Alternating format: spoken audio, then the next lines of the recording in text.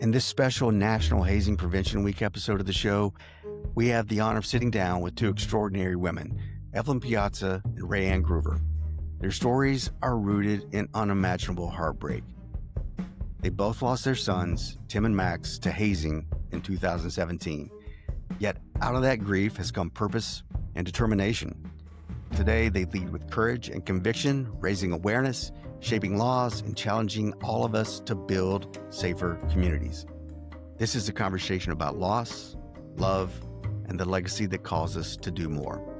So whether you're a fraternity or sorority leader, a coach, a band director, or a loving mom and dad, thanks for joining us and tapping play on a very, very important episode of Leaders, Letters, and Legacy.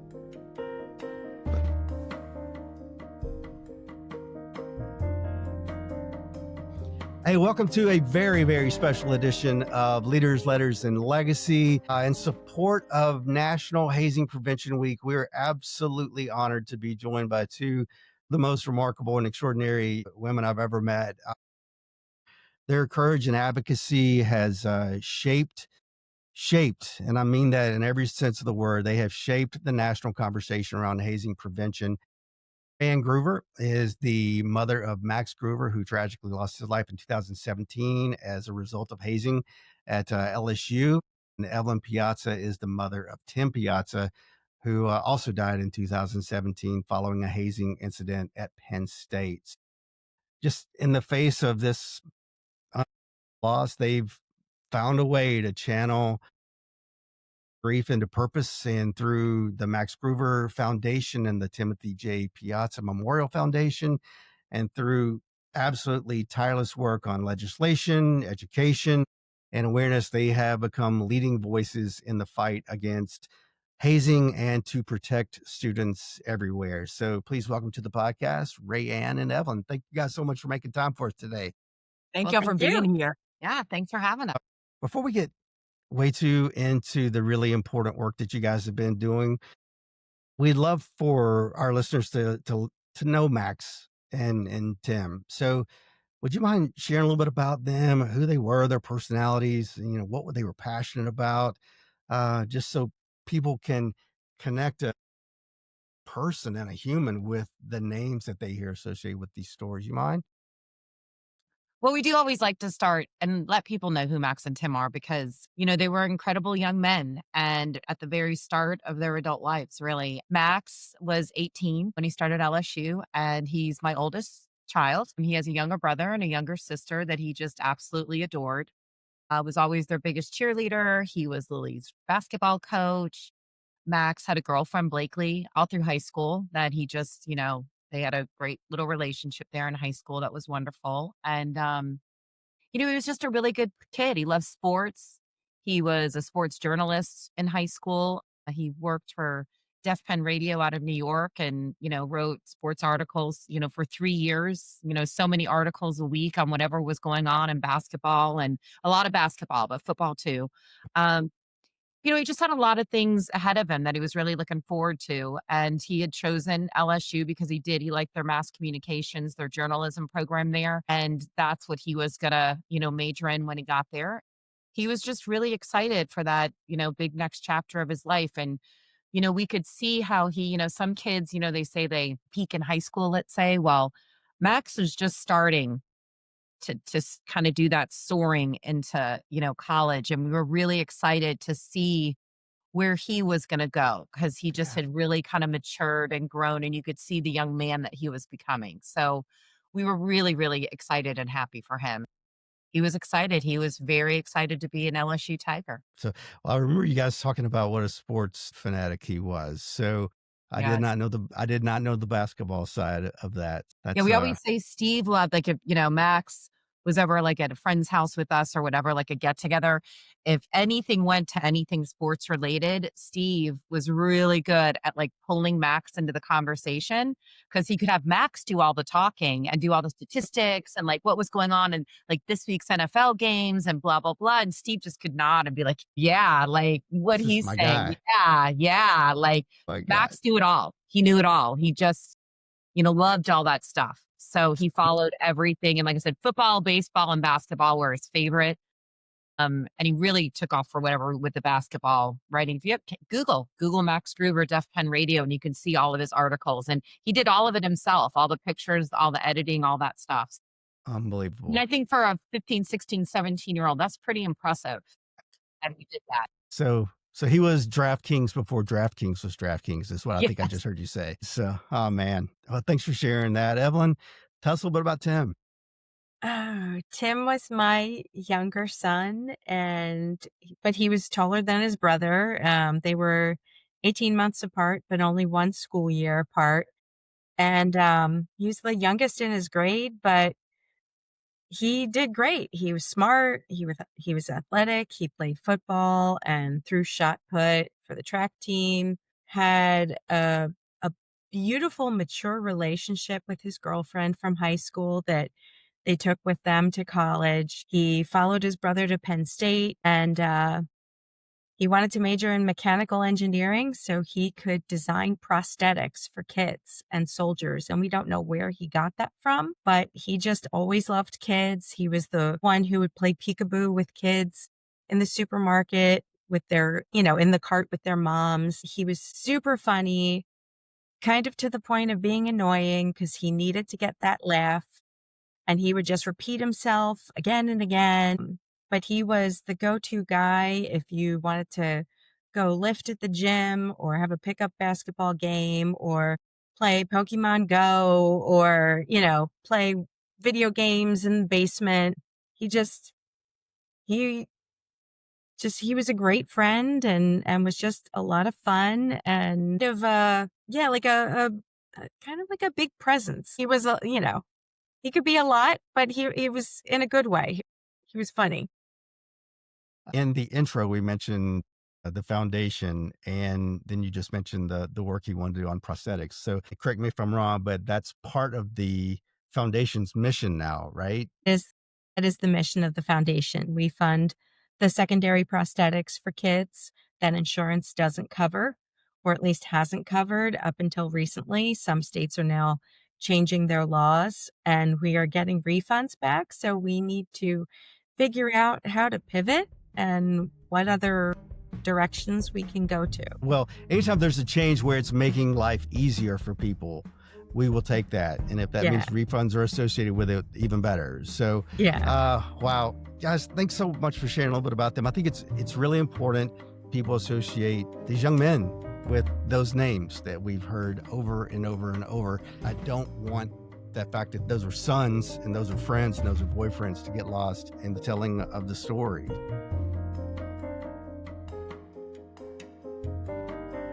Can we stay on family for just a second and talk about what are some of the most important parts of your family's journey since we lost Max and Tim, and how's that shaped who you are, your relationships with each other and other folks, and the work that you're doing now? Well, I think it's changed everything. Yeah. I mean, my kids were, they were only in 11th grade and 7th grade when Max died. And, that changed their whole trajectory in life. I think Alex was a very avid, and he still is, but a very avid baseball player, like really was looking, hopefully maybe to play in college. I mean, he went through a huge funk after his best friend, was killed like that. And he just couldn't really quite get it back together up to par and really do what you need to do, that digging to go off and do that. And he chose a different path. I think that's what ended up happening. I feel like all of us landed up on different paths. My daughter too, she was only in 7th grade and, at a very vulnerable age, she's in middle school and a lot of things change in middle school going into high school, I think, especially for girls. And she kind of had a rough go of it. And, even now, I think she's going to be a junior in college. And, she's still working through a lot when it comes to Max and really now understanding what happened to him, why it happened to him. I don't, she's had to work through a lot. And I just think being so young. So again, I just think everybody's path, I think my path, I'm a nurse. That's my background. I'm, a nurse. I've been a nurse my whole, adult life, and opening up Max's foundation and starting this and going around being a public speaker with my work wife there. I mean, a totally different path than Yeah. I ever expected to ever take, and who knew, that, you this pain would turn into such a passion to make change, hopefully to help others not go the path that we've had to go. So I just think it just changes everything. Nothing's the same. I think that's something that I don't know that people have given themselves a chance to get their heads and hearts wrapped around. You guys are so powerful in your delivery and the way you support each other and the way you show up in those settings that you would think that, oh, no, they've been public speaking forever. I think people forget sometimes, like, oh, no, no, no. They had careers that had nothing to do with public speaking and this work in hazing prevention well before, we see them in an arena today. We were just Max and Tim's mom. That's all we were, Yeah. Max and Tim. Yeah.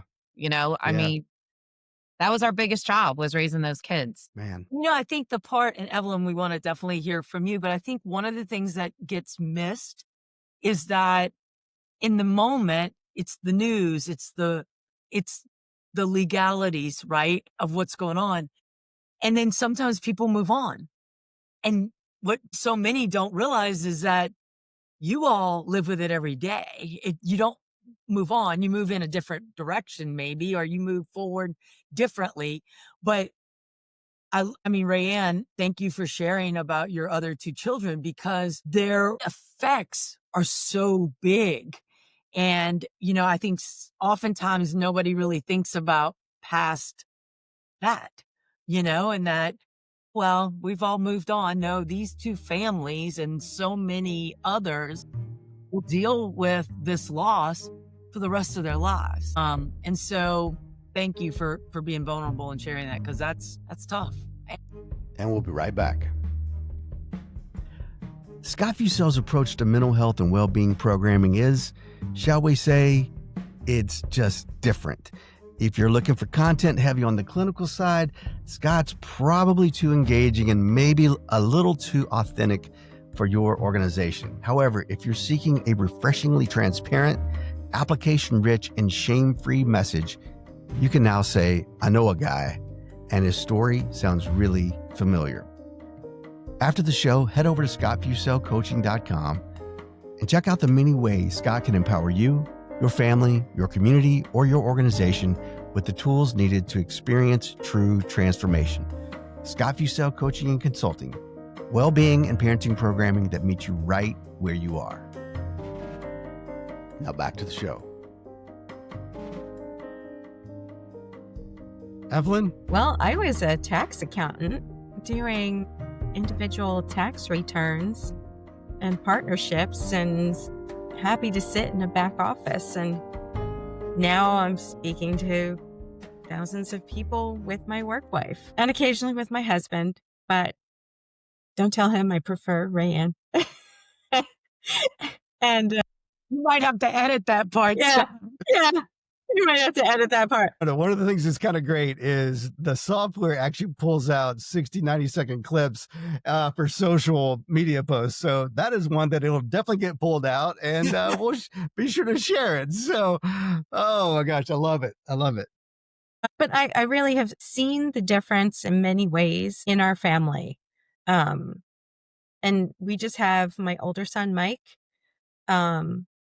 I've seen how detrimental it's been to him. He was the one who found his brother in the hospital. He was the one who called me at work. He was the one who tried to be strong when our world was crumbling. He pushed it down for years and years. And then maybe after 6 years, finally sought counseling. But I still don't know that it's helpful yet for him. I see how habits have become worse habits, or things have morphed. I see how it's affected his job and somewhat to the extent of his relationships. My husband, on the other hand, changed kind of to the viewpoint like we need to live for today. And now he is all about taking vacations and going on trips and doing stuff to make moments. And so to him, I think life has become more precious. And for me, I I worry about lots of stuff, probably unnecessarily, easily spiral over a comment or just stuff. It takes you down. And that's when, having Rayanne comes in handy, because kind of get a gut check, like, what's going on? Is this okay? Am I okay? But yeah, it's, you don't get over it.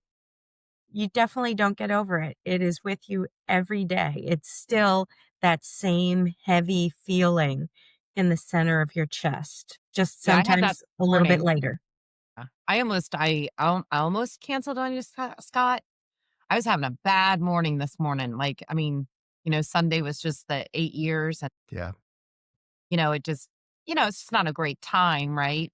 But yesterday I was kind of like, oh, I'm good, but I like could barely get out of bed, and then once I got out, I was just in tears all morning, and I hadn't felt that heavy. That was just a great way of putting it. Is that super heaviness that like Yeah.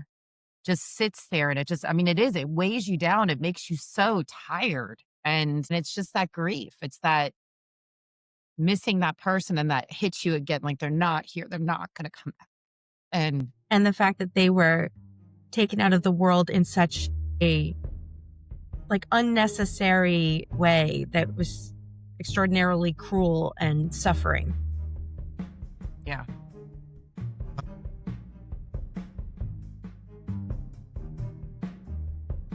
First off, Brianne, you could have canceled and we could have done this any other time or not done it at all. So, no, I was going to get it together. Got to get it together for man, my work. well, just Well, sometimes you just need the good cry too. That's what I kept telling. Just have Yeah. that good cry, and I'll have a few more always. But I'm sure there'll be quite a lot more this week. But that's okay. I'm human. I miss my son, and I'd rather feel it than not feel it. You Yeah. know. thank you. Thank you. Thank you. Yeah. Well, we talked about this before. Most of my work outside of hosting a podcast is around mental health and mental health awareness. And one of the things that we're always so quick to share with people is like, look, man, life is a team sport. And please don't go through life thinking that you are strong enough to do this all by yourself. Whether you're having a wonderful day and you need somebody to celebrate it with, or you're just having an absolutely shit day, we got to have those people in our life who will show up, shut up, and listen up, and not try to solve our problems, but just show up for us and reserve a space for us. This is taking me back to Mizzou, and I remember, and I can't remember which one you said. I feel like it was Rayanne. We were having dinner afterwards, and I just was awed by the fact that you could do what you do, and I forgot which one of you got more emotional than the other that night. But Rayanne, I feel like it was you that shared that. Yeah, some nights it's me, and some nights it's Evelyn. And if it's me, then Evelyn somehow shows up and she lifts me and carries me through that presentation. Or if it's Evelyn and it's her night where she's just for some reason feeling it more heavily, then it's me picking her up. And so I think this morning is another example of that, where you were feeling it in an especially heavy way. But I love that you knew that you had an hour and a half or 2 hours you got to spend with Evelyn this afternoon, and that maybe gave And I you a get to little see her bit of a tomorrow. lift. And Yeah. so, Yeah. yeah. So, But Well, it's and amazing. I was going to say, it's amazing because we are fiercely protective over each other's kids and over each other. So if she's having a rough moment, or if somebody, said something that was inappropriate, with tremendous lack of understanding, I'm going to go after them like a pit bull, and vice versa. I need to show you the comment that somebody wrote on something at Max that also, I think, hit me yesterday too. I'll have to send that to you. Evelyn will be my Okay. dog. Yeah.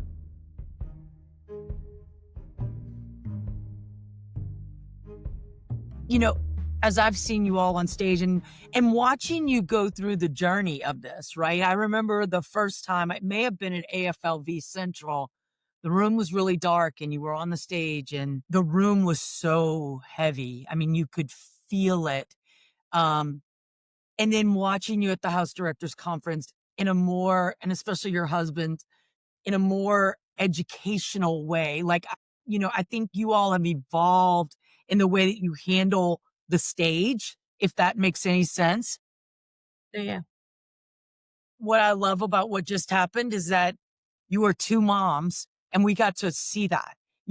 Yes, you're advocates and you're lobbyists, you're all the things, but more importantly, you're somebody's mom. And I think oftentimes it's easy to lose sight of that. I tell students all the time and they tell me, Marianne, that's really harsh. And I tell them, and I see the two of you and my friend Eileen all the time. I said, parents don't send their kids to college to send them home in a box. Mhm. And they're like, that's really harsh, Marianne. I said, well, I hope that's what you heard. I said, because that was those parents' reality. I said, so if you get pissed off or you think I'm not, sugarcoating it enough, I'm really sorry. But I'm trying to help you to understand you and I have the same responsibilities. And so, I think that to me is what today was really about when Scott and I talked about wanting to have the conversation with you. I really wanted people to see you. And that was just as important because I think you are seen as the work because now that's such an important part of the anti-hazing movement, for lack of a better word. I don't know what else to say, but at the end of the day, you're still the ones that live with it and have to live with it every day. And so thank you for being willing to just be who you are. And I'm sorry that you have to have those days. No parent should ever have to have those days. And I think for me, one of the things that, the big buzzword, and it's a real word that I hope we're understanding how to functionalize it. But when we talk about belonging, right? Your kids just wanted to belong somewhere. They wanted to care about them, and instead idiots didn't take care of them. And so you can dissect it however you want. But that's where I think, your stories are so important in folks understanding. I mean, my feeds have been full of people leaving their kids at college. And I mean, I'll be honest with you, I won't go to certain parts of LSU's campus on game days because I will probably get arrested. And I'm struggling with my students because I was a fraternity and sorority affairs advisor, who they're like, "Oh, my kid," then they're showing me pictures. I'm like, "And you think that's funny? Okay, that's awesome." I said, "Because I hope you don't feel," and I'll mention you all, you know, and I understand it in a different way because of the work that I've done my whole professional career. But it is not a fun place to be when Funny until it's not funny, that's right. you know? Well, and I don't even think it's funny at all. Yeah. Like, I mean, yes, you know what I'm saying? Or however they say what's like, it's all fun and games until, somebody does Until somebody something, gets hurt. that's Yep. right. until somebody gets hurt or somebody whatever. Exactly. Hazing's a serious, serious game that they are playing with each other's lives. And nobody ever knows where that hazing situation is going to lead. They did not go out to kill Tim Piazza that night. They did not go out to kill Max Gruver that night. But because of their actions and their mentalities, and they're using hazing as a reason to bully another person, they had the whole platform to go out there and do it. And they did. They killed our sons and many other sons and daughters out there over the years. So, it's not fun and games. And that really upsets me a lot when parents and people will say like, oh, we all had to go through it. Oh, it's a rite of passage. I'm like, who in the world liked to be abused? You're really going to tell me you enjoyed it or what you're trying to make everyone think you did? Because we know half the stories sometimes are like these embellished stories from when I was back in, my Animal House days. Nobody liked it. Any alumni that I know that actually got hazed that has spoken to me about it, is like how, they can't remember half their pledge class, but they sure as heck remember the guys that haze them and they don't like them. That's your Yeah. brothers. That's your sisters that did that to you. And they're the ones you remember from college, not the good people, not the ones, that were in your pledge class or the guy that maybe did take you under your wing. You're remembering these people. That would have been Max. Max would have remembered those. Until this day, he probably still would have talked about them and what they were.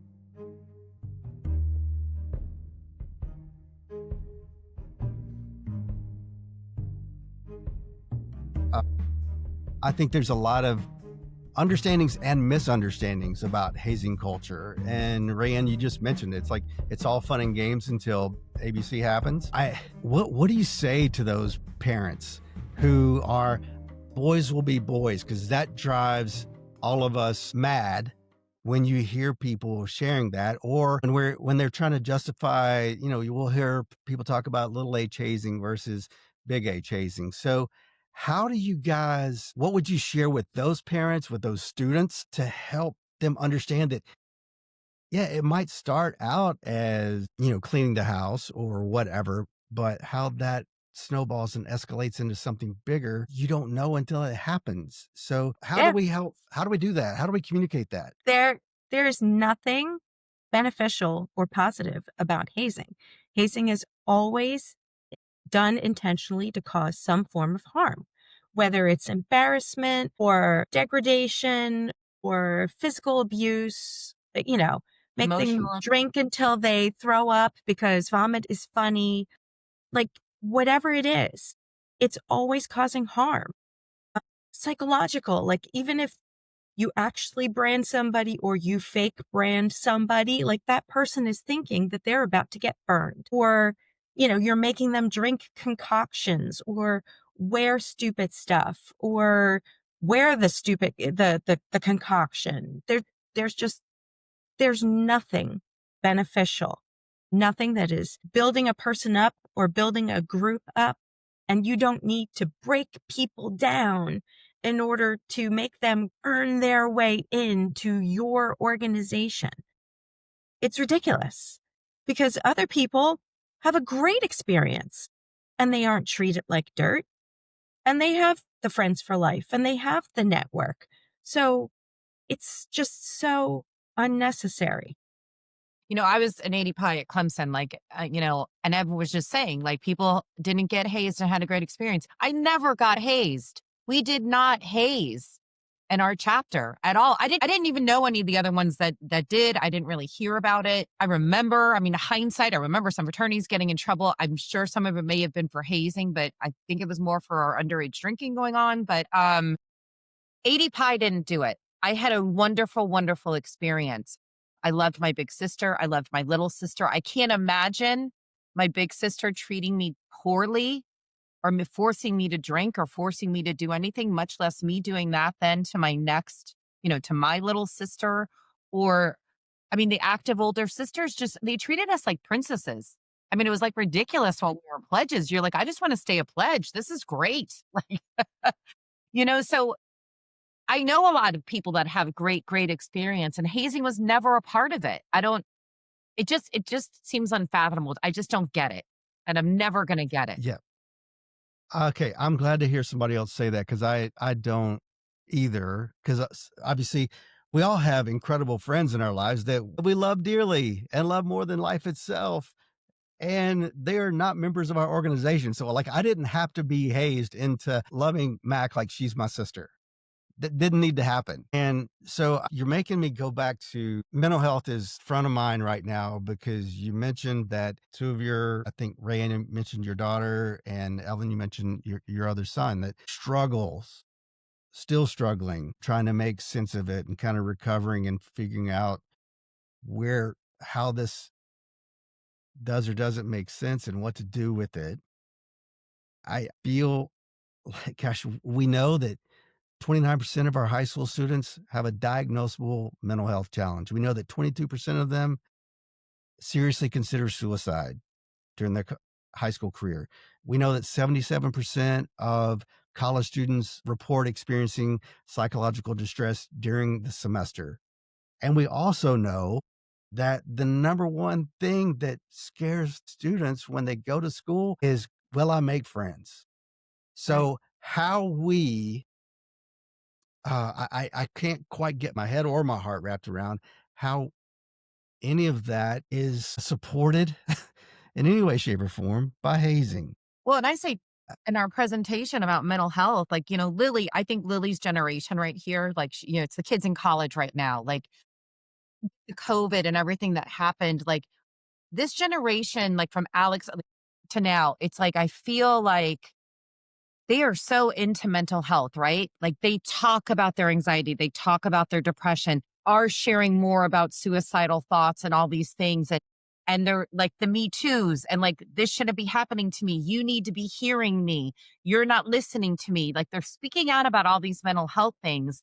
And then I don't understand how you allow hazing to come into your life or into someone else's life, because all hazing causes is mental health distress in some sort of way More of to that. victim. They get anxiety, they get depression from it, they're sleep deprived, they commit suicide or have suicidal thoughts after these things happen to them. Their body shamed, they're feeling shameful about themselves. All of that is not helping the mental health that they're trying to talk about and get out there. It's like a horrible cycle that sits there. And, I want to just see that changed because they're trying to do Yeah. all these things again to improve mental health. And then how hazing can still sit there. I just don't, again, it's something I don't get. You're trying to grasp every single time we talk to these kids and just get them to see it too. And they do. Like Evelyn and I had so many kids come up to us after and are like, oh, I never put that connection together. And it makes a lot of sense. It makes a lot of You've sense. saved lives. I mean, you have saved lives, right? Oh, for sure. And I believe that one of the greatest challenges is that it's power. Why does someone need to have power over another human? And I think that when I think about the psychology behind all of that, it's baffling to me because I don't know where that comes from. And I mean, it could be people that have been abused before. They're abusers. And, I think that that's some of the greatest challenges.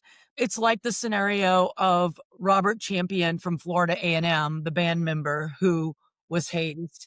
I did a webinar on women and hazing a couple weeks ago for Hazing Prevention Network, and his mom came on, and her comment was, and I didn't really know who she was specifically in that moment. Her comment was that even using the word hazing is almost like a protective term on college campuses, for example. And it made me really pause and think, like, why don't we call it murder? Why Murder, don't we yeah. call it And manslaughter? yes. Whatever. Right. It's murder. You're murdered somebody else.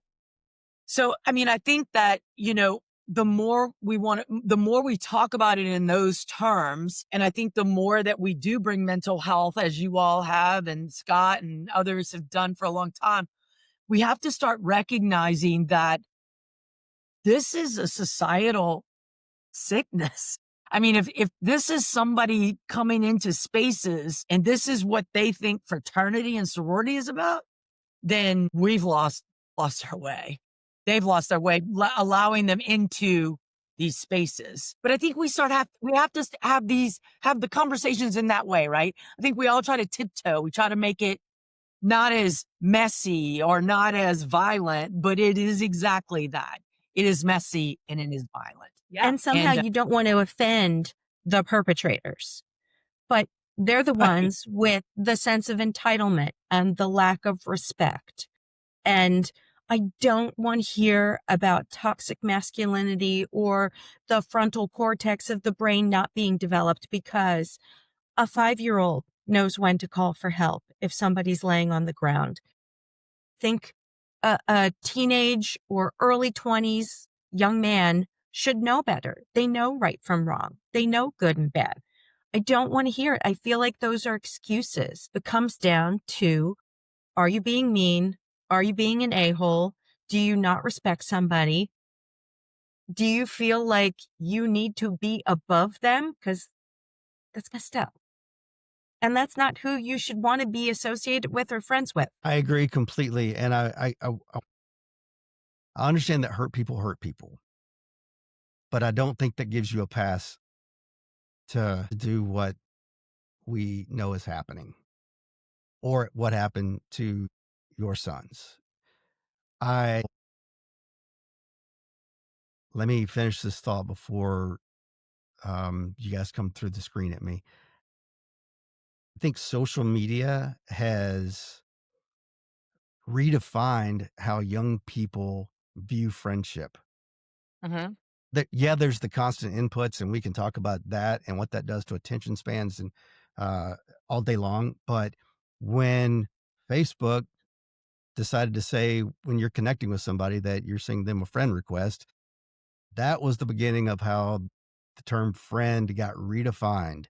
Yes. So no longer is friendship Evelyn showing up for Rayanne when she knows that her friend had a really rough morning and she just wants to be there for her. Yeah, that is one part of friendship, but it's infinitely more superfluous than that. And when our friendships lack the intimacy, The the empathy. emotional connectivity, when that connectivity is not there, the empathy's not there. So it's infinitely more likely to abuse somebody if you don't care for them. Like you legitimately don't have any affection You're for hiding them. behind a screen. You hide behind a What I'm saying is the screen that you're hiding behind is ignorance. And we'll be right back. Dr. Marianne Kale is a nationally recognized facilitator and leader in building belonging and organizational culture. With over 25 years of experience in higher ed and strategic initiatives, Marianne empowers teams and communities to feel seen, valued, and connected. Her work blends story, research, music, and heart to bring people together around purpose and identity. To learn more about how Dr. Kale can help your organization or community build belonging and connection, strengthening and cultivating a values-based culture, go to maryannkale.com. Now back to the show. Evelyn, you mentioned a few minutes ago that even a 5-year-old knows hazing is wrong. One of the things I've noticed the two of you doing more of the last couple of years, it seems like, and correct me if I'm wrong, I feel like I'm seeing you in more high schools and with more athletic teams and groups outside the fraternity sorority community. Is that fair to say? Definitely Rayanne. Max's foundation. We've really expanded into the high schools. That's been a big goal of ours too. I mean, the college, of course, I still like to reach those kids and do all that. It's not that. I do believe though, reaching and getting to these kids like junior, senior year, because it is going on in high school. I mean, period. Like Yes. just go through news reports and I mean, all over the country, there's been stuff with football teams, baseball teams, lacrosse teams, whatever in high schools. But I do think getting to them and trying to get to parents before these kids go to college, just to, again, give them that information. Don't make light of these situations. Don't just allow these things to happen and think it's going to be okay, or just crossing your fingers through the whole new member period. Like, you need to take this really seriously.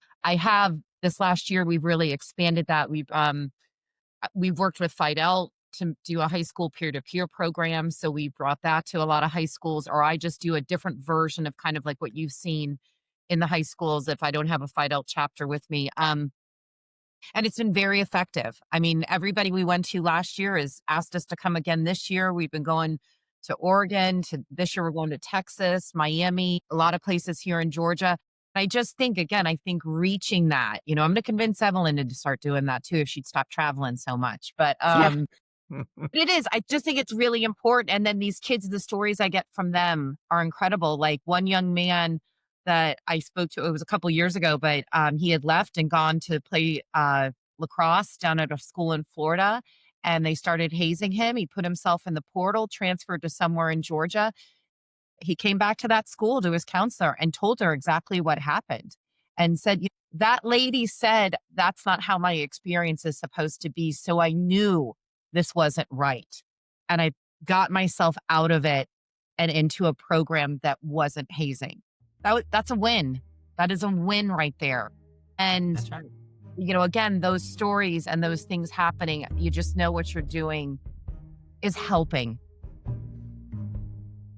Thank you so much for joining us for this powerful conversation on leaders, letters, and legacy. We are so deeply grateful to Evelyn and Rayanne for their courage in turning heartbreak into awareness, advocacy, and lasting change. As we reflect during National Hazing Prevention Week, let's honor Tim and Max's legacy by committing ourselves to conversations, choices, and actions that build safer, more compassionate communities. Together, we can ensure that no family endures this kind of loss again.